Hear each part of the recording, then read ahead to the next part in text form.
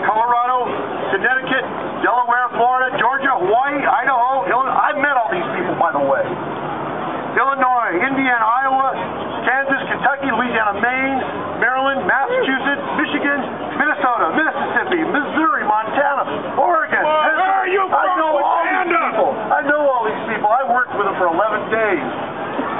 Rhode Island, South Carolina, South Dakota, Tennessee, Texas, Utah, Vermont, Virginia, Washington, West Virginia, Wisconsin, and Wyoming, justly alarmed at these arbitrary and unconstitutional actions, have elected, constituted, and appointed delegates to meet and sit in General Congress in the city of St. Charles, Illinois.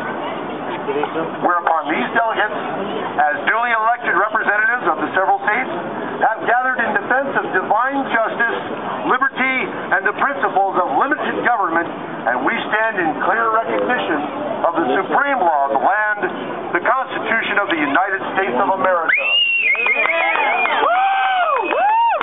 Therefore, and this is the good part, therefore, we demand that the government immediately reestablish constitutional rule of law, lest the people be forced to do so themselves.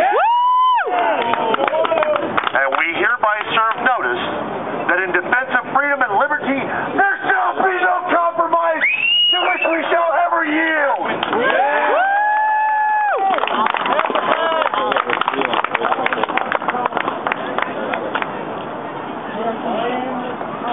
I want to tell you how I got here. I knew that things were wrong. I knew that it was a gang of criminals and crooks, and they had the power, and I was just one person. There wasn't much I could do. There wasn't anything I could do about it. So I was a non-entity. I was under the radar. Once a week, I'd put my name into the search engine on the internet just to make sure I wasn't anywhere. And it was zero. Until the day I heard Michael Bagnaris of Texas. He got the Libertarian nomination for President of the United States. Now here's a man, a constitutional scholar, someone that I knew was a good man, a good and just man, teaching the Constitution to normal people like you and I to empower them in understanding the law. Because when you understand the law, you can see when other people break it. So many times this week I have heard not the word school, but the words government indoctrination center. And that's the truth. Because they don't teach all this stuff and make sure that you know what the real laws of the land are, because they don't want you to be able to hold them accountable. So, I saw Michael Bagnaris, a real man. I would be proud to be president. I went out the following day. I registered to vote for the first time in my life at the age of 46. I went and registered with the Libertarian Party because I knew that they had some principles. They had some real principles. So I joined them. And the following week, I went to their first meeting and they said, it's election time and we're trying to get precinct committeemen. I said, what do I got to do? Fill out this paper. They had a notary there and they notarized it and they submitted it.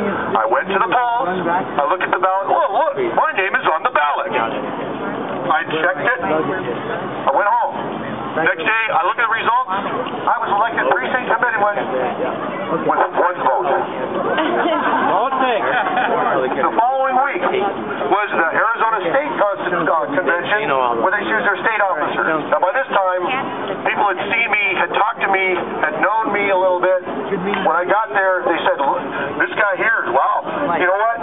They made me assistant state secretary, and because I stood for my principles when they were waffling on it, the chairman, who was a friend of mine, he says, well, you know what? Ed seems to be fervent about this. They made me chairman of the platform committee charged with rewriting the Libertarian platform for the state of Arizona.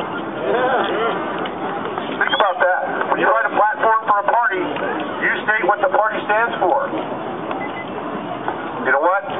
I'm not that officer anymore. I'm not chairman of that committee anymore because after looking it over, what I said the state platform for the Libertarian Party ought to be is, it says in the Constitution, it says in the documents that when the government gets the opposite ends for which it was created, is the right, the duty of the people to change it. I said, that should be your platform. Yeah. And you know what they said? Oh, that's a little bit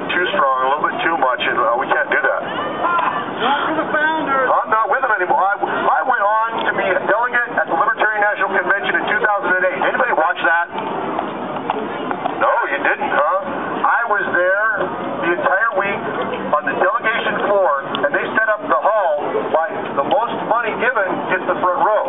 There was one other state that had given more than Arizona, so they were in front of us. I sat in the middle of the second row, from here to the camera, from the speakers of the podium, with a V for Vendetta mask and hat on. Now, not just anything like that. I wore a white shirt, tie, black pants, shiny shoes, my delegation badge, my hat, my mask. That son of a bitch was hot. It was sweat pouring off of me, but you know what? It was worth it.